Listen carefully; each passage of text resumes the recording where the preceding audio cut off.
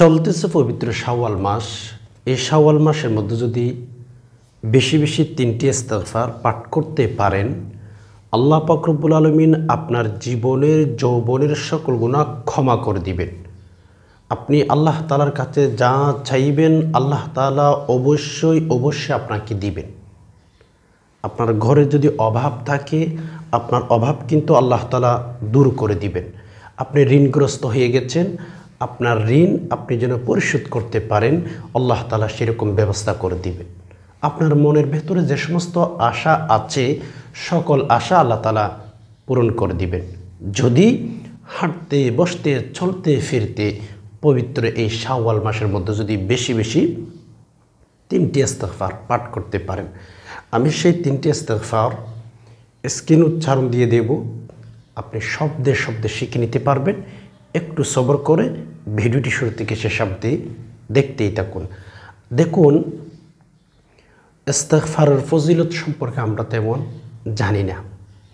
ইস্তিগফার পাঠ করলে কি হয়, ইস্তিগফার পাঠ করলে আল্লাহ তাআলা আমাদেরকে কি দিবেন, আল্লাহ পাক রব্বুল আলামিন আমাদেরকে ইস্তিগফার পাঠ করার জন্য কত গুরুত্ব দিয়ে বলেছেন, এই যে ইত্যাদি ইত্যাদি বিষয়গুলো আমরা অনেকেই জানি না। আল্লাহ পাক রব্বুল আলামিন কোরআনুল কারীমের মধ্যে একাধিক জায়গায় বলেছেন, বান্দা তোমরা বেশি বেশি ইস্তিগফার পাঠ করো। তোমরা বেশি বেশি যখন ইস্তিগফার পাঠ করবা, আল্লাহ নিজেই বলেন তোমাদের লাইফে যা যা প্রয়োজন আমি কিন্তু তোমাদেরকে দিয়ে দেব। তোমাদের লাইফে তোমাদের জীবনে যা যা প্রয়োজন আল্লাহ তাআলা বলেছেন, ওয়াদা কিন্তু আল্লাহর। এমনও মানুষ আছে পৃথিবীতে, রব্বে কাবার কসম, এমনও মানুষ আছে যে সারা দিন চলে যায়, একটা বার ইস্তিগফার পাঠ করে না, একটা বার ইস্তিগফার পাঠ করার চেষ্টা পর্যন্ত করে না।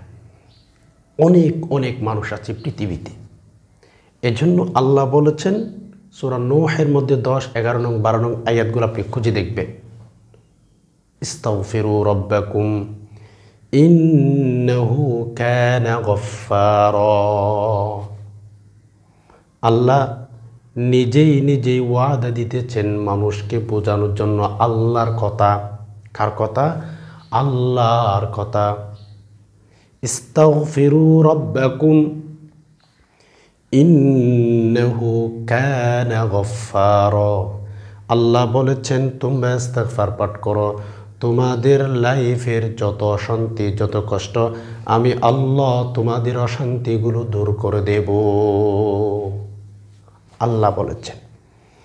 এখন আসুন, আল্লাহ যেহেতু ইস্তিগফার পাঠ করার জন্য বলেছেন, আমরা বান্দা, আমরা আল্লাহ তাআলার সৃষ্টি, এক কথায় আমাদেরও উচিত বেশি বেশি ইস্তিগফার পাঠ করা।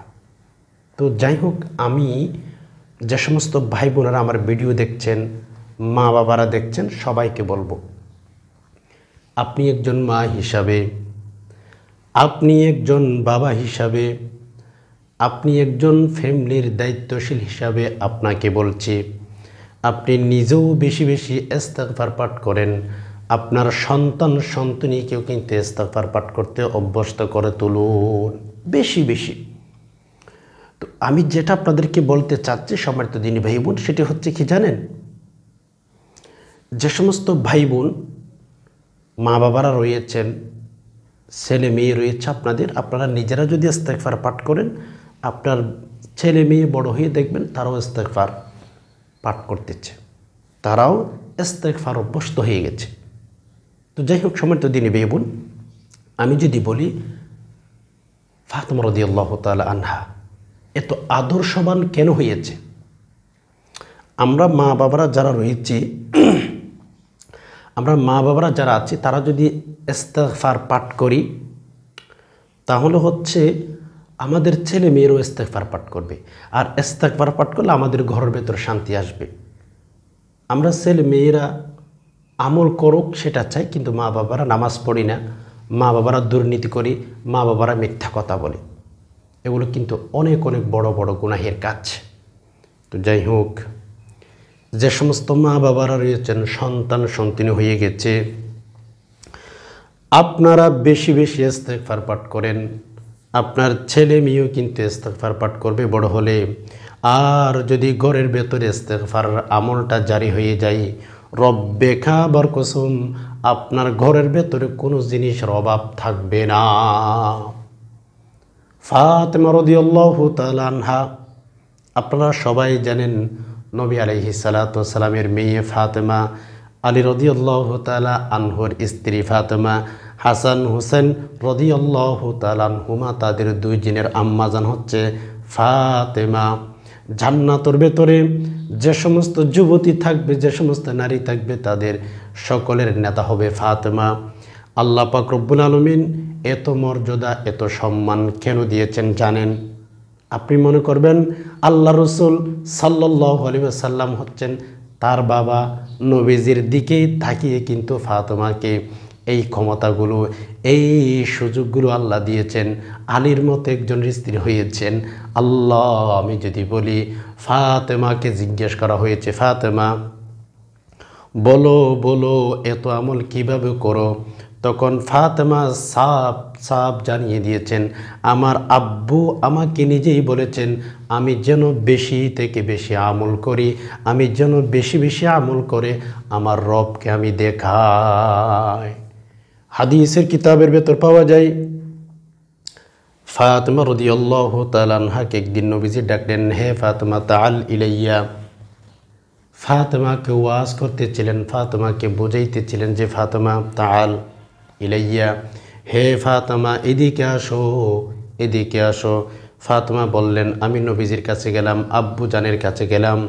ফাতেমা রাদিয়াল্লাহু তাআলা আনহু ভাবতেছিলেন আমার আব্বু আমাকে কোনো কিছু বলবেন, কোনো জিনিস শিক্ষা দিবেন, কিন্তু না না, ফাতেমা বলেন, হে ফাতেমা তোমাকে কোনো জিনিসের কথা বলবো না, শুধুমাত্র কেবলমাত্র তোমাকে একটা কথাই বলবো, সেটা হচ্ছে তুমি বেশি বেশি আমল করো।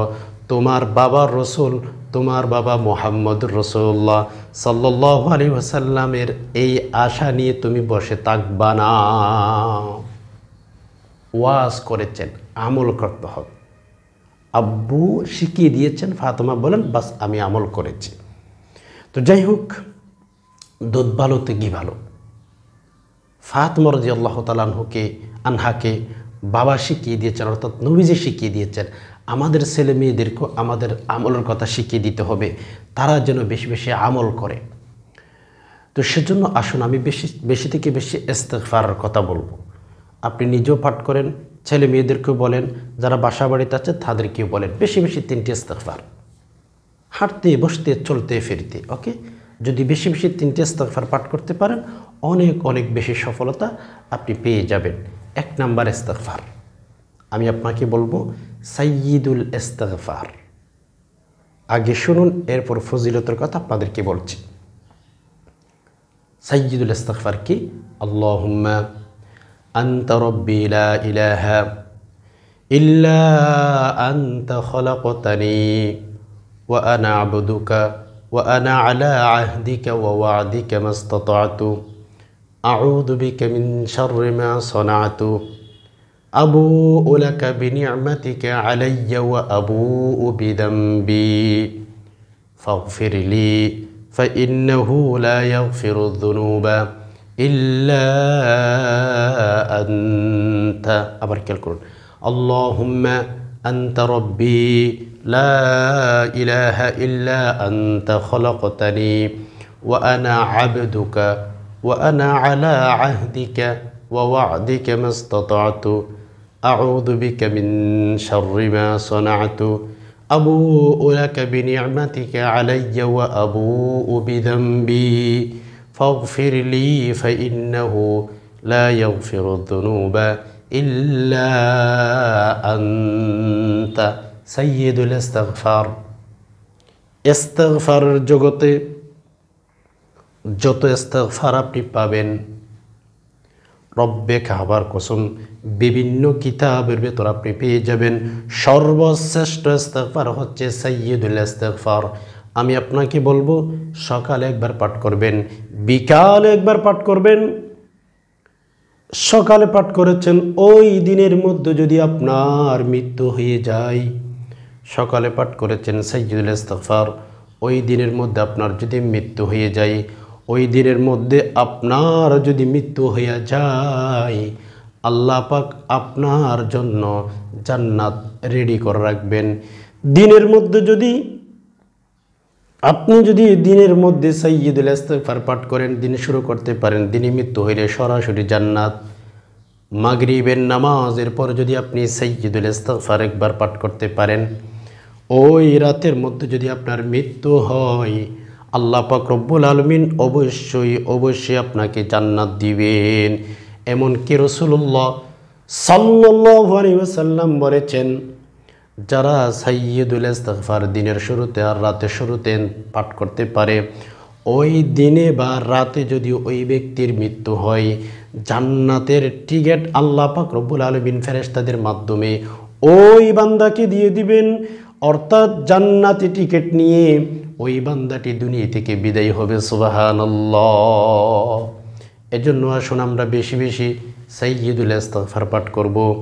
ইস্তিগফারের জগতে সর্বশ্রেষ্ঠ ফজিলতপূর্ণ সর্বশ্রেষ্ঠ ইস্তিগফার হচ্ছে সাইয়্যিদুল ইস্তিগফার। আপনি আমি যদি বেশি বেশি সাইয়্যিদুল ইস্তিগফার পাঠ করতে পারি, আল্লাহ তাআলা এমনভাবে আমাদেরকে বেনিফিট দিবেন, আমাদের কখনো চিন্তাও আসবে না, আমাদেরকে এত বেশি আল্লাহ দিবেন। এজন্য আসুন বেশি বেশি আমরা সাইয়্যিদুল ইস্তিগফার পাঠ করব।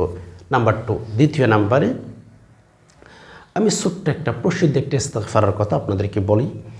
ইস্তিগফারের অর্থ কি আমরা কিন্তু অনেকেই জানি না। ইস্তিগফারের অর্থ হচ্ছে ক্ষমা চাওয়া, মাফ চাওয়া, আল্লাহর কাছে বলা যে হে আল্লাহ ক্ষমা করুন, প্রার্থনা করা, মেসেজ দেওয়া, এটাই হচ্ছে ইস্তিগফার। মানে আপনি একটা খারাপ কাজ করেছিলেন, আপনি গুনাহের কাজের সাথে জড়িত ছিলেন, বাস আল্লাহকে বলা যে হে আল্লাহ আপনি আমাকে ক্ষমা করে দিন, আল্লাহ আপনি আমাকে মাফ করে দিন, বাস এটাই হচ্ছে ইস্তিগফার।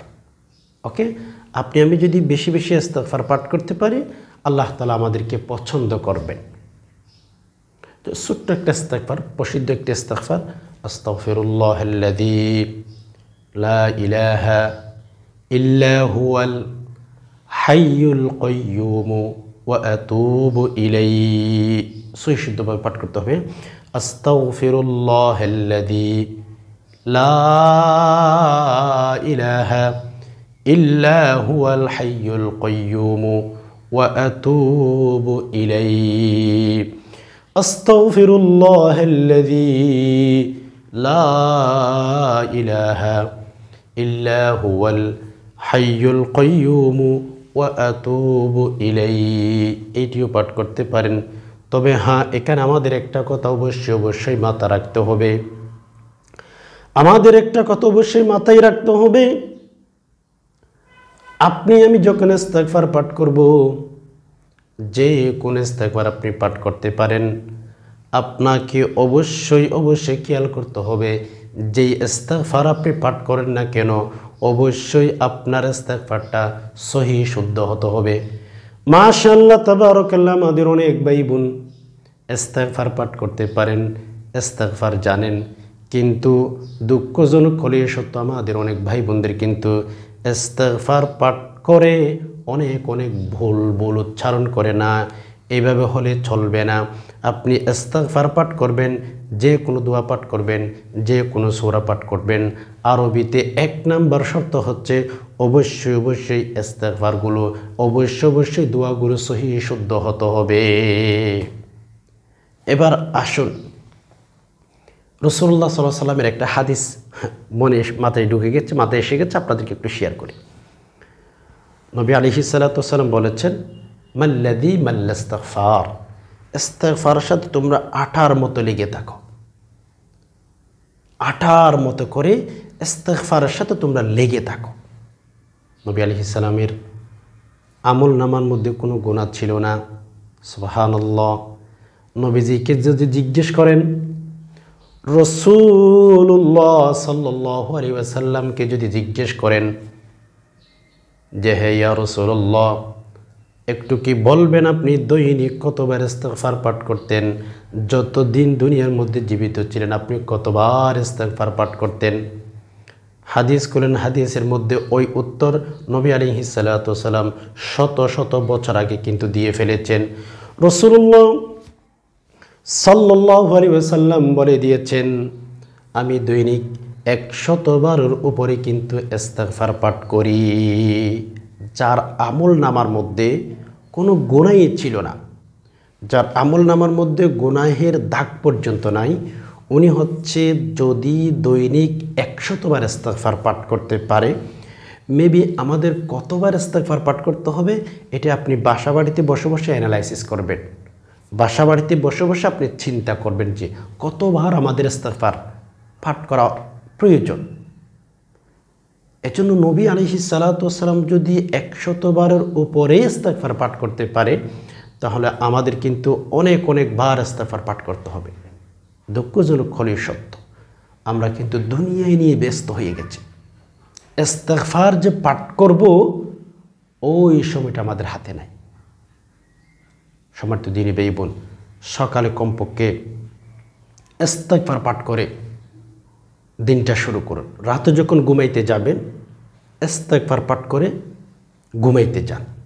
ইনশাআল্লাহ নিয়মিত যদি এই দুইটা বিষয়কে ফলো করতে পারেন, এই দুটো বিষয় যদি মেনটেন করতে পারেন, দিনের শুরুতেও ইস্তিগফার পাঠ করবেন, রাতের শুরুতেও ইস্তিগফার পাঠ করবেন, রাতে যখন ঘুমাইতে যাবেন ইস্তিগফার পাঠ করবেন, আর আল্লাহ তাআলাকে বলেন যে হে আল্লাহ, সারা দিন কিন্তু আমি আপনার নাফরমানিতে কাটিয়েছি, সারাটা দিন আপনি আমাকে যেভাবে কাটানোর জন্য বলেছেন আল্লাহ আমি সেভাবে কাটাইতে পারি নাই, আল্লাহ আপনি আমাকে ক্ষমা করে দিন।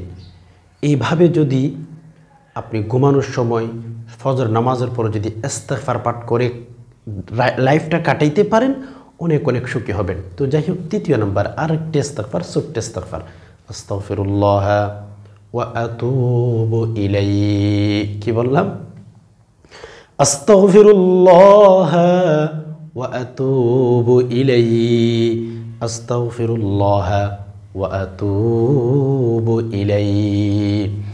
এই যে তিনটি ইস্তিগফারের কথা বললাম, রব্বে কাবার কসম, আপনি যদি এই তিনটি ইস্তিগফার পাঠ করতে পারেন, আল্লাহ পাক রব্বুল আলামিন আপনার জীবনের মধ্যে শান্তি দান করবেন। আপনার লাইফে যা যা প্রয়োজন আল্লাহ অবশ্যই আপনাকে দিবে। এজন্য আসুন এই তিনটি ইস্তিগফারকে লাজিম বানান, প্রয়োজন মনে করেন, আপনার লাইফে প্রতিদিন পাঠ করেন, ইনশাআল্লাহ অনেক বেশি সফলতা আপনি পেয়ে যাবেন। আশা করি বিষয়টি বুঝতে পেরেছেন। আল্লাহ তাআলার কাছে দোয়া করি যে হে আল্লাহ, যারা ইসলামিক ভিডিওগুলো দেখেছেন, আল্লাহ কথাগুলো শুনছেন, আল্লাহ তাদেরকে আপনি শান্তি দান করুন। আল্লাহ লাইফের অশান্তিগুলো আপনি দূর করে দিন। আল্লাহ জীবনের যৌবনের সকল গুণাগুলো আল্লাহ ক্ষমা করে দিন। আল্লাহ তাআলার কাছে আরও দোয়া করি যে হে আল্লাহ, যারা আমরা ভিডিওটি দেখেছি, আল্লাহ আমাদেরকে বেশি ইস্তিগফার পাঠ করার তৌফিক দান করুন। আমিন। হাদা মা ইনদি ওয়াল ইলমু ইনদাল্লাহ আলাইহি তাওয়াক্কালতু ওয়া ইলাইহি উনীব। ওয়াসসালামু আলাইকুম ওয়া রাহমাতুল্লাহি ওয়া বারাকাতুহু।